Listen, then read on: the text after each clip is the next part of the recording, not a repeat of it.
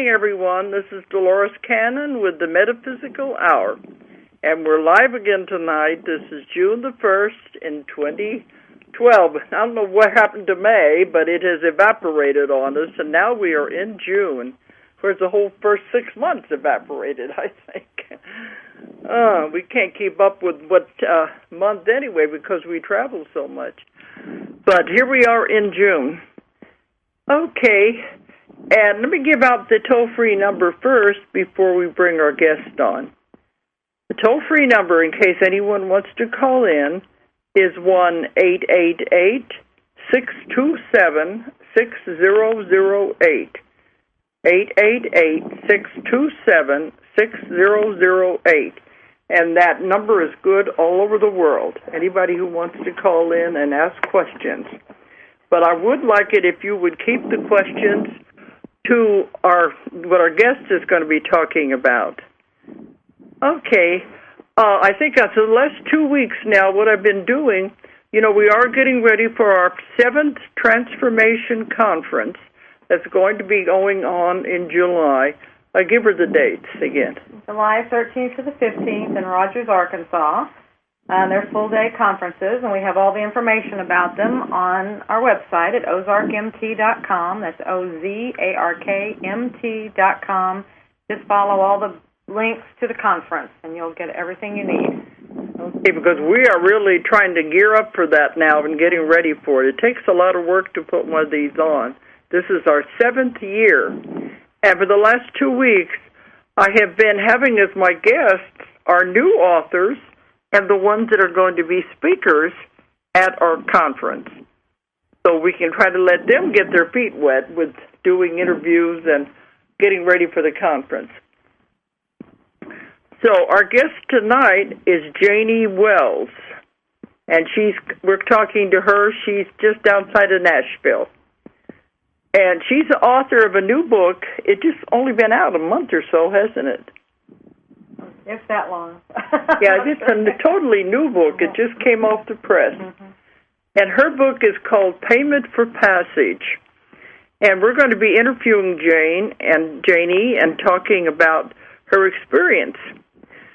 It may be something that the rest of you can identify with, but I hope not, because it is one of those very heartbreaking experiences that takes an awful lot of courage to face and a great deal of perseverance to come out of this hole, really. Because you can react to these circumstances so many different ways. But we chose to publish her book because I think it shows the way she has dealt with her problems, and she wants to share this with everyone else. Tell a little bit about it, I guess. Then, well, I guess we can let Janie tell what it is, but it's something that I hope a lot of parents would never ever have to face. But Janie has done it and has proved herself a survivor. Okay, Janie, you're there, aren't you? Yes, I am. Good evening. Okay, don't go away on me here. Okay. Okay. I usually like to start with the guests telling about themselves, and then we'll get into the book. I was going to say something about it, but I think we'll let you do it because you're the expert on what you wrote about, the book's Payment for Passage. Janie, tell us about yourself, your background. Well, I grew up in Nashville, and at a very young age, I had a lot of questions about why we're down here and what's life all about. And so from a very early age, I began to search spiritually. And I didn't know that's what I was doing, but nothing ever satisfied me. I wanted to know a little bit more about why people were the way they were and why I was interacting with them the way I was. And I always wanted to learn something from them. So this really propelled me into being probably a very positive person, one of the most positive people and spiritual people I knew eventually, because I just believed anything was possible. And I got a job as a webmaster. I've been a teacher all of my professional life in one way or another, and but I became a single parent with a 12 and 13-year-old son and daughter. So when I moved into the Franklin area, I quit teaching and coaching and wanted just to get an office job so I could spend more time with them. And it ended up that I got the first computer in the Williamson County school system and learned how to use it back in 90. And started teaching teachers how. So I started teaching again, which was my love. So I tried to raise my children. I wanted to set an example that there was always a loving thread in everything that happened, and that nothing went unnoticed, and there wasn't anything that you couldn't learn from, and that love always prevailed.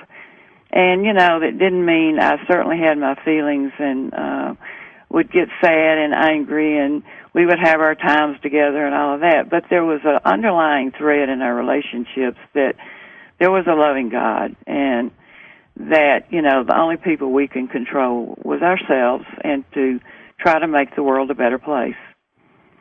So that sets me up for 2001. In 2001, my daughter was 30, and my son was 31. And Joanne had, she graduated from Vanderbilt as a nurse practitioner, and she took a job in Blue Ridge, Georgia, because it was an underserved community. So after 2 years, she became the primary physician for over 3,000 patients. And she was just a remarkable human being, and my best friend, along with my son. But we hiked the Grand Tetons together and just enjoyed each other, enjoyed life, and we're very grateful for the life that we led. Well, in 2001, 9/11 was the horrible loss and bombing in the United States, and I remember Joanne, she called me and she said, "Mom, do we need to be worried about terrorists overseas?" And my response to her still haunts me some, because I said, no, you know, actually the only thing we've got any worry about or joy with or anything to learn from is what is immediately around us. Well, on October 7th, we bombed overseas because of 9/11 and tightened security on the borders, which turned out to be why we caught the man that murdered my daughter. And I was in a hotel that Sunday evening. I was in a hotel room by myself, and I got the phone call that Joanne was deceased. And in that moment, everything I knew, everything I felt was gone. And it wasn't like I made a conscious decision that I was mad at God or anything like that. It was like somebody turned the light switch off in my room, and I couldn't see anything. Nothing was familiar. I didn't know where I was. All I could do was just think of the next thing to do, and I just dropped to my knees and started screaming. But I was in Chattanooga, not too far from her cabin. So when my son called, I hysterically told him, and bless his heart, he didn't know whether I was going to make it traveling over the mountains to Blue Ridge, Georgia, but he prepared to come also, he and his wife, Beth. So in that moment, I became very disoriented and actually didn't know where I was. And I ran out into the parking lot. All I could think about was getting to my daughter's cabin and giving her a hug. I just didn't want him to move the body till I could hug her. And I was frantic. And the first of my angelic encounters took place. I came later to understand. But I wasn't sure where I was, and I couldn't even remember where the car was. So this man comes up to me and he says, "Can I help you?" And I told him what had happened, and I said, "I've got to find the interstate so I can go to the Ocoee River." Excuse me. And he said, "You follow me, and I will take you there." And he took me to the interstate and got me on the road going to the Ocoee. And I turned around to look back to wave and thank him, and he was not there. There was nothing there. Definitely an angel. Yes. So I got to her cabin. She lived up on top of a mountain, and she and I were going to build a wellness center out west, and she wanted to live there to empower herself, and she wanted so much to give women and children and anybody for that matter. She just loved people, choices, and a power to enjoy life and love life and feel that they were important. And so she knew that she had to do that for herself first. And that's why she was living there. And I topped the hill and saw her cabin, and there were police cars and tapes all over. And that was the first time that I realized that it was a crime. I guess I thought she'd had a heart attack. I don't know. But anyway, that's when I really lost reality because I knew I'd never hug her again. And what was so riveting to me was on the way to the cabin, I was asking Joanne for help. There was no longer a loving God in my life or a loving being of any kind, and I was begging Joanne to help me through this. And so 2 days later, we made it through the crime scene and all. And 2 days later, they released the cabin so that we could get some clothes to bury her in. So I drove back, and before her funeral, they did capture the man. He was, as I said, they had tightened the borders, and he was in her vehicle. He had just gotten out of federal prison. She didn't know him. We didn't know him. But he came to live with his mother in that community, and he'd been out of prison for about 3 or 4 weeks. And he was a total stranger. A total stranger. She had no idea he existed. And so one of the things that I began to wonder was, is everything I told my children and I believed wrong? You know, what is more powerful, love or evil? Here she was living this loving, caring path, and this man was breeding evil right down the road, and we didn't even know they existed. So at that point, it was probably the beginning of the darkest time in my whole life because I had lost contact with any loving spiritual power at all, and it just totally became me against the world. And that's a very dark place to be. So at the funeral, there's several turning points in my life, and at the funeral, the day that we were going to bury her, I had pulled my chair up to the coffin and got there early, and I was looking at her, and I heard these two women behind me, and one said, "This has got to be the most hardest lesson in faith there is for any human being." And something it was the first coherent thought I had since I'd heard about her death. And I thought, I'm at a crossroads here. And I'm either going to have to be a woman of fear and anger or a woman of faith. And you know, there's a certain moment in between a horrific experience in your life and a decision that hadn't been made yet. And I just truly believe that's when divine intervention can take place and inner wisdom can come in if you'll just let it. And I looked up at my son, and there was no doubt I was going to have to become a woman of faith because I loved him very much. And so I began to try to build on that, but was just so totally disoriented. And I had so much to do. I was working, and I was also having to get her estate settled and get things together for the trial. I could barely remember what I did 5 minutes ago. So I began to write down notes of what just happened and how I felt. And I ended up with a shoebox of experiences the next 3 years. And I did it for 2 reasons. I'd been in recovery enough and spiritual workshops and all to know that if you don't handle a feeling at the time that you're experiencing it, it's going to come back to get you. And if you ever want to recover from it, you need to be in the moment with it and relive it in a different way.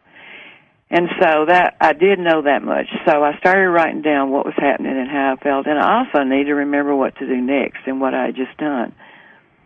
So that became very valuable when I started writing the book, because the first intent for the book was to keep my daughter's memory alive in the beautiful way she lived and not in the horrific way she died. She was raped and tortured and a mother's worst nightmare. But I wanted her to be remembered for who she was. And later, as I started writing that book, she corrected me. I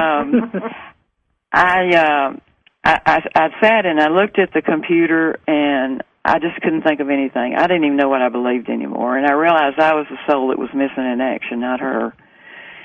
And I just couldn't. I knew the title of the book. I had gotten that in a psychiatrist's office. I had misunderstood something he said. And I said, "Did you say payment for passage?" And he said, "Well, no, nothing like it." And I said, "Well, I'm supposed to remember that for some reason." And so that I knew was the title of the book later on. But I couldn't figure out what it meant, what exactly I was going to write about it and associate about it with Joanne. And so I sat there and for 2 or 3 days with just a blank computer. And finally I asked for help, which I have learned is the best way to get started on anything if you can't do it yourself. And I just said, "Joanne, please help me." And all of a sudden, I can tell when I'm communicating with something higher and more precious than I am, the spiritual realm. Because when I'm talking to you, I'm thinking and I'm talking, and I barely remember what I've said in 5 seconds because I'm very much in the moment. But when I'm kind of channeling or hearing, I'm listening. It's like I'm hearing it at the same time you're hearing it, what I'm saying. and I know then that it's Joanne or something higher that's using me to, and I can only do that when I'm totally in the moment and focused on the person or myself that I'm trying to relate to and communicate with. But anyway, I was writing, trying to write, and I couldn't, and I asked Joan for help, and I'll never forget these words. I started typing underneath the title. "Mom, just start typing with no reasoning, no judgment, and no expectations. If you write the book with faith and no plan of what the book should say, you're going to learn the meaning of your life. You'll have all the encouragement, wisdom, and guidance you need as you find this meaning for yourself. If a company publishes your book and keeps my memory alive, that's wonderful. But the first intent of this book must be your own healing. As your love for yourself grows during your healing, your truth will ripple into the lives of others in many ways, and the book may be one of them." Wow. So the purpose for my book changed. Yeah. And also, as I started, when I got to, it was kind of like I was emotionally vomiting. I got to be honest with you. When I first started doing it, it was like I picked up my shoebox and everything, but all that had to come out. And so I just typed and typed and typed and let anything come out.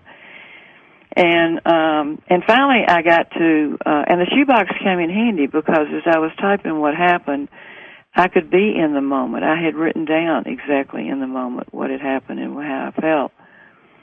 Mm-hmm. But I was typing from the focus of payment for passage. This is all that you have to give up and all I had to lose in order to go to live here on earth. And that's why I was having such a struggle, because that wasn't the meaning of the title at all. When I got to chapter 8, and the chapter where my daughter came to me and helped me with that chapter and communicated with me, I knew that the payment for passage were the gifts and the wisdom you received by finishing your journey out here on earth. Yeah. And from that point on, the book was effortless. I don't want to talk the whole time. If you've got any questions, please let me know. No, you're doing terrific. That's why I'm thinking people want to hear it from yourself. But, one thing I do want to bring up, on TV, when they always show these the murder trials and everything, the trials are done very fast. But you said the trials went on for years, didn't they? Yes. And you had to be there every single day for years, listening to the same horrible story over and over again. Yes. Just say something about, they're not fast, are they? No, they're not. He was captured in 2001, and the trial finally took place in 2004. And in between there were hearings. You go through hearings where they decide what evidence can be given at the trial. And so, it seemed like once a month I was going and sitting in the room with this man. But I want to tell you this. The first time I saw, and I'm not going to ever mention his name because it was brought out in the trial that his purpose in life was to rape, rob, pillage, and become famous. And so that's why in my book... You don't want him to be famous, that's for sure. No. So that's why you won't ever know his name. But if you're savvy on the Internet, by the information I'm giving you, can find out. But I'm not going to say it. But anyway... That's a good idea. Let's leave it like that. Mm-hmm. Yes. He's 6'9", and black belt in karate. And he was in her home when Joanne entered her house. And he shot a sawed-off shotgun in the ceiling to disorient her.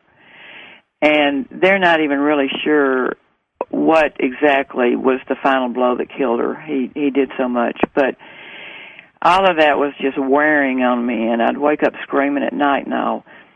But the first time that my family saw him was at the arraignment, where they actually charged him. And when he walked in that courtroom, I was just at total peace. Something came over me and just surrounded me, and I was watching everything going on, and I was just at total peace.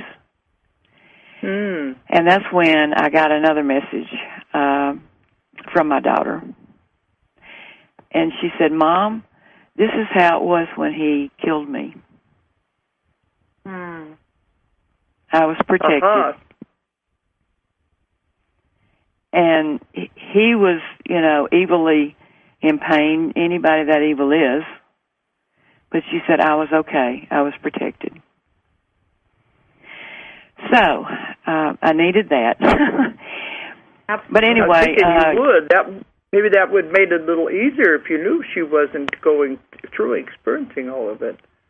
She'd removed herself from it anyway. Yes. And that's what I was screaming at. Remove yourself from being in the same room with him. Yes. I later went through some recovery work where I had to go through the moments that scared me the most about it. And I finally I couldn't enter my house without shaken to death because he had been in her home. And I had to go through some extensive treatment to try to get out from under some of that fear and pain, which, definitely I would say that, medical assistance and help is needed when you go through something like this. But I finally got to the point where I was okay and could feel some peace about it. But we went through 3 years of hearings about what could be admissible and what couldn't. And at that time, I was a recovering alcoholic, and I had 20 years sobriety. And one hearing after 3 years was they were trying to, his defense lawyers were wanting to make sure that he didn't suffer if he got the death penalty, that he would just go to sleep and wouldn't suffer any pain. And he wouldn't suffer. Yeah. And I snapped.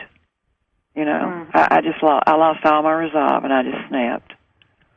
And on the way home, I drove from Georgia to Nashville, and on the way home, I just stopped and got a bottle of alcohol. And at first, it felt like an old friend. You know, reality kind of left me, and I wasn't in pain anymore. But the one thing I want to say about that is it took me back to the gates of hell that I'd been in before. It did not solve any problems. And so thanks to my son, I went back in and got some help for that.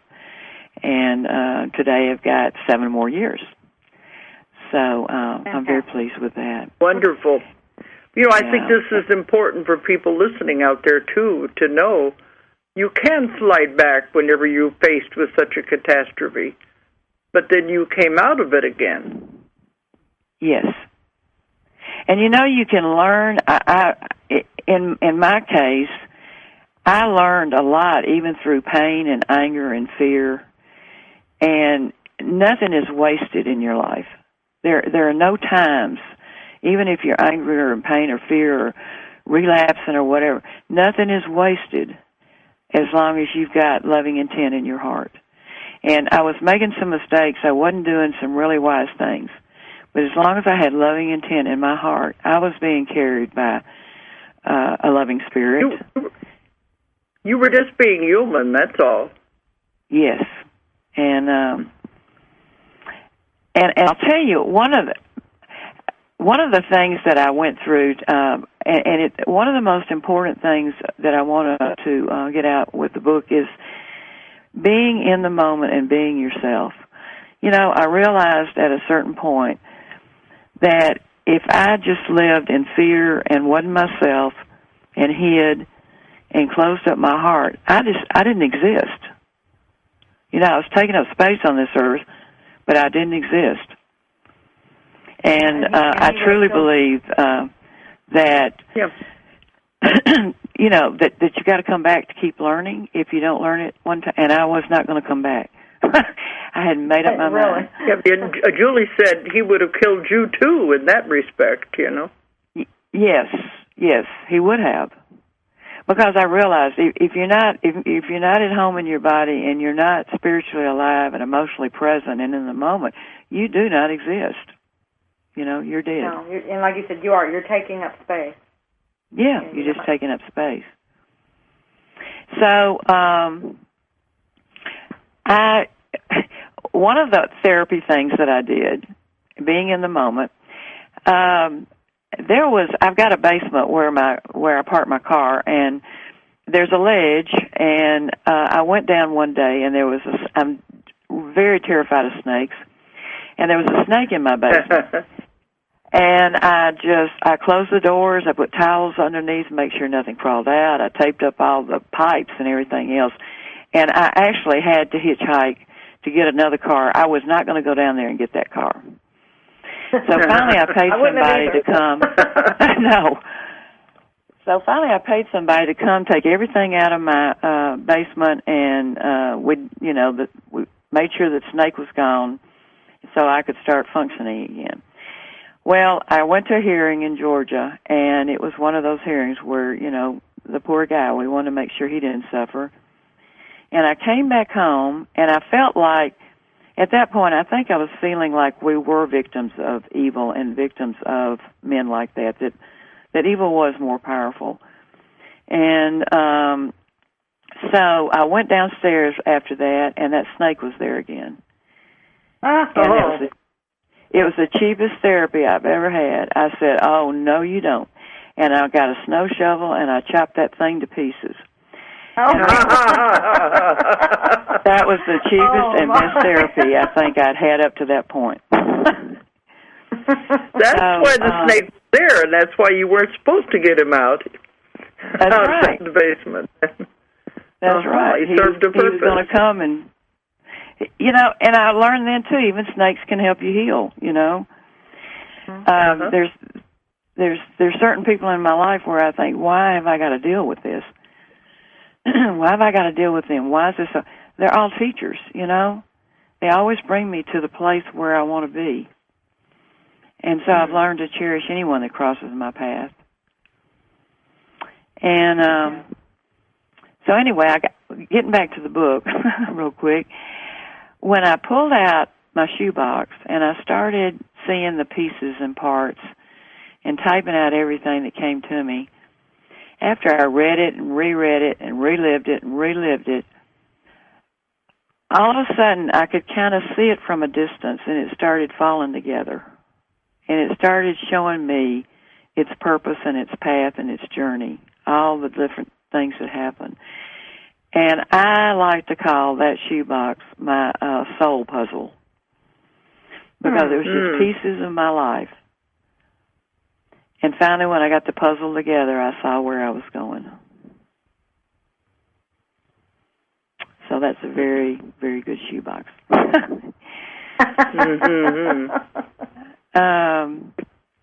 But I want to say this. I still, even after I talked to my daughter in my bedroom one time, which is chapter 8, and she talked to me more than I talked to her, I was questioning myself, what is a human life worth? You know, why are we down here? What is it worth? And is evil really more powerful? And my son got me riding a bicycle, and I love it. I'll ride 10, 20 miles a day, and it's when I can be me, totally in the moment, and I'm not anybody. I'm not a mother, I'm not an employee or anybody. And I really would like to encourage anybody to find something like that for themselves. It's the best getting in the moment thing that I can do. But my phone rang while I was on my bike, and it was you. Oh, me? He was on the bike whenever I called you? Yes, you called me on my cell phone. And you said, Janie, I'm really interested in your book. I think you have a good book. And Dolores, in that moment, you answered my question. Love is more powerful than evil. Oh. And Joanne, her story's out there now, and her life is out there. And so you answered that for me. Tell us what happened to the man. What were the results of the trial? Okay, there was... That's beautiful. Well, I want to move the story on, because we're sitting here ready to cry. Janie, you bring us in tears more than anybody I know. All these emails you keep sending us, we cry with all of them. And it's like, enough. Come on. So that's why I'm moving it on. Anyway. Yeah, we're sitting here about to cry. Okay. But I've got to tell you, too, the man. What was the trial? Okay, and I don't want to forget how my relationship with y'all has been a spiritual experience in itself. Yes. We want to address that, what's been going on. No, well, it's a true story. They'll stop us at the top of the hour. That's why I want to get as much in as I can here. But go ahead. Okay. He is on death row in Terre Haute, Indiana. He's on federal death row.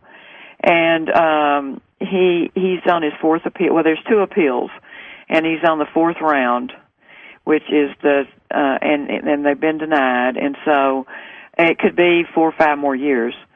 But the next thing, it goes to a panel of federal judges, and if it's denied there, it goes to Supreme Court. If it's denied there, then he writes a letter of clemency to the president.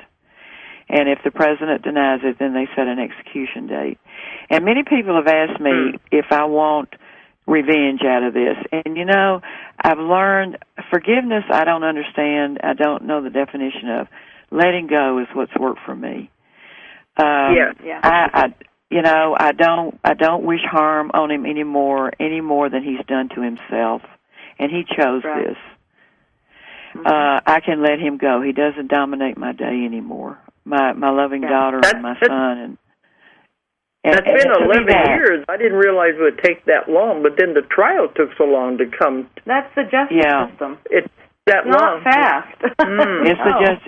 Jenny, there's one part of the book that I really loved. I'm trying to remember. It's been a while since I read it.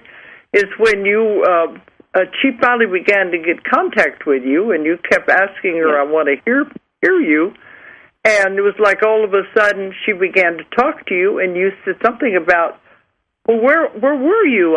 I wanted to know you were all right. And she says, I've always been here. I've never left you. Yeah. I talked to her. I'm sorry? No, but I said you were so deep into your sorrow that you didn't realize she'd always been there. No, I didn't. That's a hard, the mother part of me, I guess it's that part in yourselves, just can't imagine your child in any other form. And so I really had a hard time with that. And so I looked at a picture every morning, though, and I'd say, well, Joe, if you're here, I'm still here. Please help me. And one morning, that one-way conversation turned into a multi-dimensional spiritual experience. And I felt the peace again, and she said, I didn't come that night to tell you goodbye when I came and gave you some peace. She said, I came to tell you that I'm still with you, even if you had to bury my body. Mm-hmm. And after I finally realized it was her, and I wasn't crazy, I finally said, Joanne, where are you, and why is it taking you so long? And she said, I've always been here with you. And she said, loss is just a human perception. And I know it's been very hard for you to let go at the new level that you're working on, but she said, you're really doing a good job, Mom, a really good job. And I just broke into tears because that's what I came to tell you today, and that's what I needed to hear from her. But see, when we get so caught up in that, we can't hear. You have to get moments of peace before it can come through. That's right. And that's what she says. She told me a lot of really neat things. But she said that, a lot of people think that when you go to a funeral that you hear going home and all of that. And she said, you don't have to wait until you die to connect with the heavenly realm and feel that peace and know that you're part of a bigger thing. You just don't have to die to do that. And she's carried me to that place. And she definitely wanted me to make sure that people know that love is the only connection between spirits. Okay, yeah. But that's what we get all the time. Yeah. But, Janie, I do want you to talk about the sundial. And the center, too. And we have some special guests listening in from South Africa right now. Yeah. Yeah, that's what I wanted to bring up, because the ones who made the sundial are in South Africa, and they said it's 1 or 2 o'clock in the morning there, and they're listening in their bed.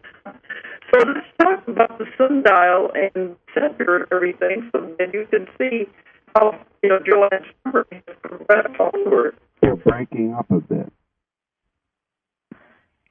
Okay, can you hear us now? Hello? Yes, I can. Okay, he said we're breaking up, so let's just try to keep going anyway. But let's just talk about that, because that's how her memory has kept going.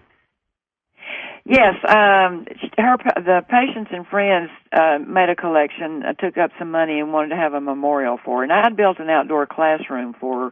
She took out an insurance policy 2 months before she died, which was unbelievable.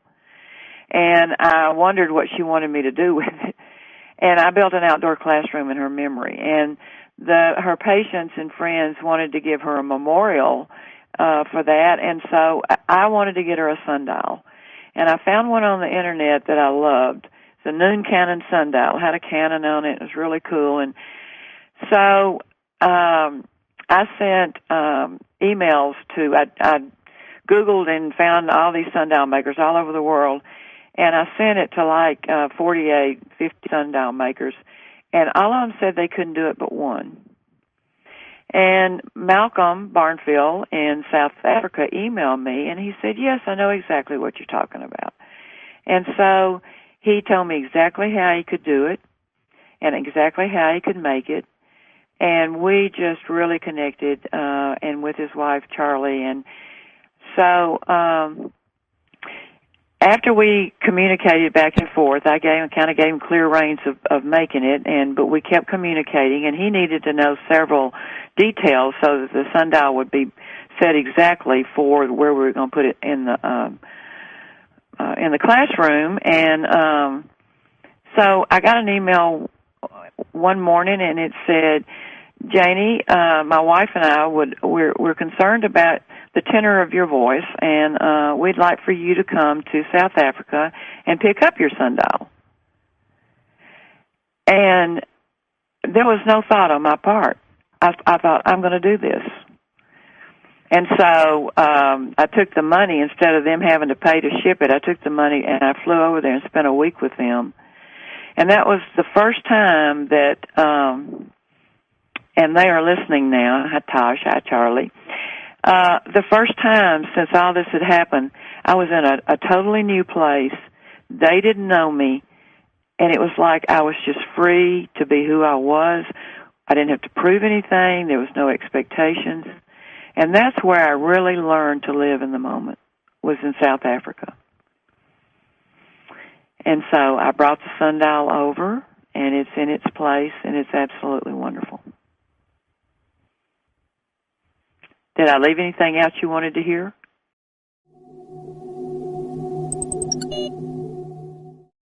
Okay, Janie, are you there? Yes, I can hear you now. You faded out on me. I know. I apologize to the listeners. The little gremlins were at work again on the telephone lines, and we were cut off. But we still got 10 minutes. Let's go with this.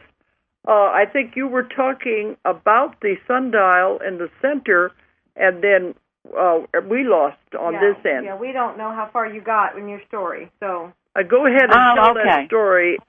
Okay.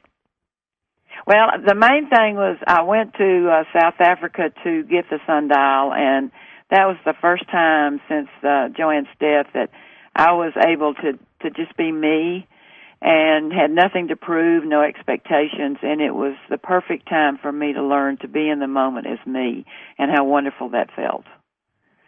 And so that was one of the biggest gifts I got in South Africa. But talk about the center. That was, you did a lot with that in Joanne's memory, didn't you? Yes, she took out an insurance policy and had me as the beneficiary, and so I took the money and built an outdoor classroom, and it's a 1,000 square foot classroom out in nature. It's in the shape of a gazebo, and it's got a stage, and there's been thousands and thousands of children come through there for classes, but it's also served as kind of a meditation center for people to come and just kind of get their thoughts together. And there's been 7 or 8 weddings. So it's just been a multi-useful place, and it's called Joanne's Outdoor Classroom. So it's where is the center located? It's located in Fairview, Tennessee. And if you Google Joanne's Outdoor Classroom, you'll see the directions exactly how to get to it. And also on the Saturday before Christmas every year, I had a hard time putting a Christmas tree up again because Joanne and I enjoyed it so much together, but I decided to put one down at the classroom that first Christmas after it was built, and then I also realized that there were other people that were missing loved ones, and so I invited the whole community to come put an ornament in memory of someone on that tree, and it's become a beautiful thing every year. But the first year I was there with someone, and it was almost New Year's Day, and I was kind of crying and very sad about all the souls that weren't with us anymore. And all of a sudden, I felt this nudge, and I turned around, and there was a doe looking me right in the face. And the person with me took the picture, and it was just like, they were telling me they were still with me and not to be sad. Because deer don't do that. No, they don't. And there's a picture in the book of it, us nose to nose. There's also that. Yeah. Okay. Are you involved with the center? Yes, I've given it to the city to run and so forth, but anytime I'm requested to be there or there's any special event there, I go, and I always like to go down and just sit and be there, you know.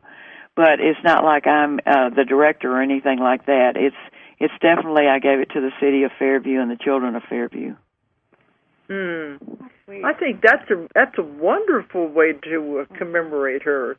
And it's something she would have been very proud of. That you to be well, you know, we had a really bad flood here a couple of years ago, and I was afraid to go down and see what might have happened to it. And I finally got up enough courage, and a week later, and when I was walking down there, I heard all these little children just laughing, coming up the path.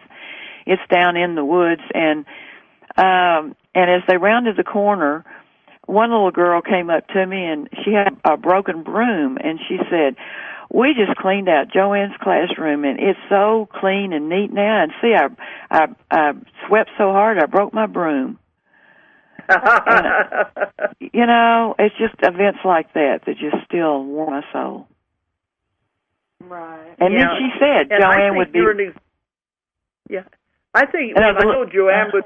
She is proud of you. Not that she will be proud of you. She is proud of you, and I think you're a wonderful example to everybody out there who has gone through some kind of a similar experience.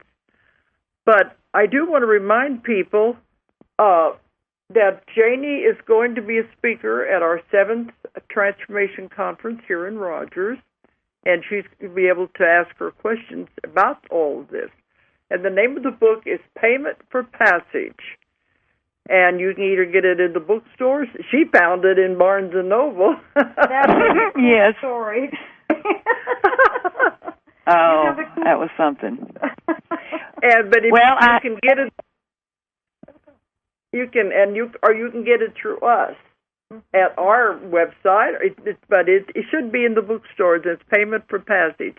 But Janie, tell people how they can contact you if you want them to. They can email me.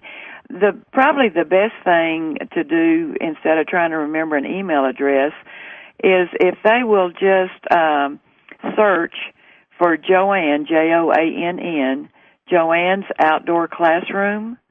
Then I've got a lot of information, and there's a link there where you can email me, and there's information about the book. I've just got all the information about this entire experience all in one place. I'm going to have a website just for the book pretty soon, but if they'll just search for Joanne's Outdoor Classroom, then they'll definitely find me. And I hope I have time. I've got to tell them about the cover, Dolores. Janie, can you hear that noise? No, I can't. Okay, well, Joanne's with us, so, but now, anyway, go ahead and tell your story because this will be great. But, yes, Joanne's been here. Yes, there was a very loud noise on our end that was it was overshadowing what you were saying, but I think Don has probably worked it out. And Julie said that was Joanne. Well, I wouldn't doubt it. I know it was. It's very loud electrical noise. She does things, angels have their own unique way of communicating, and they really enjoy the magical ways they do it. Okay. Yeah, tell your story now before we have to go off the air. Okay. I wrote nothing in the manuscript about redbirds, not one thing about redbirds, because it's a very personal thing for me. That's how Joanne would come to me if I needed her assurance or special occasions. A redbird always comes. So I put nothing in the manuscript about that whatsoever. And I had a cover for the book, but you said you wanted the artist to do one. So I thought, well, that'll be great. Let me see what an artist does after, with the book. And so when I found it was on the Internet and I went and looked at the book, I could not believe that there is one very large redbird feather on the cover of that book. And I emailed and I said, how in the world did you do that? And where did you get the thing? And y'all said, John, our artist, always listens to his intuition, and none of us knew why that redbird feather needed to be on that cover, but we knew it was right. Yeah. So thank you. It was. I was looking at it. It's like, okay, I don't know what, because a lot of times his covers, I'm like, okay, I don't know what you mean here. I'm not sure what you're getting at, but, you know, in that one, it felt right. I didn't know why, but it felt right. And I'm like, okay, we're going with it. So, okay. Well, and then when you wrote that, it was like, oh, my. Yeah. But the one thing I wanted to make sure they got to that where they're supposed to contact her, because that's when she was being drowned out on our end. I don't know how it's coming across on the air, but give out the way to contact you again. Okay, if you'll search for Joanne's Outdoor Classroom, JOANN, then I've got my information and my email, link for my email and all of that. Okay. Super. Now, that time she wasn't drowned out, so... Well, I was going to ask you, because, we have like 1 minute. Yeah. Does she have...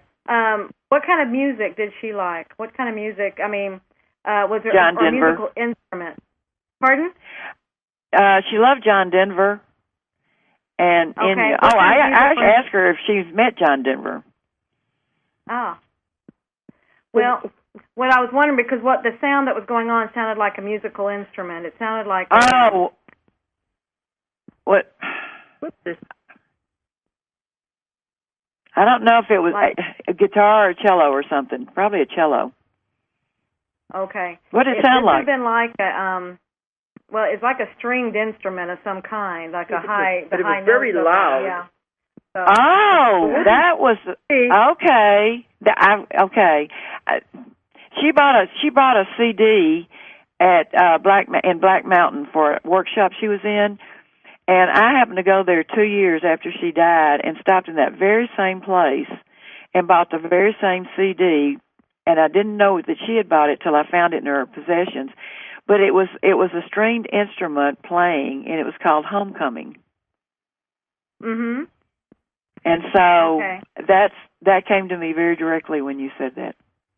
Okay. Okay. Yeah, that was it, because it was very distinctly a musical instrument, and I was like, that's her. It's not an electronic thing.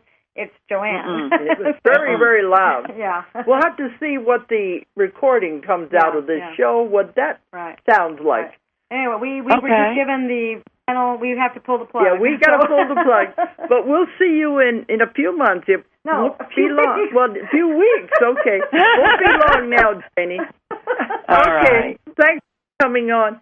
And thanks, everyone, for listening tonight. Good night. Good night, everybody. If you enjoyed the show, check out more of our other videos and be sure to subscribe and click the like button. Thank you for listening to the Metaphysical Hour with Dolores Cannon.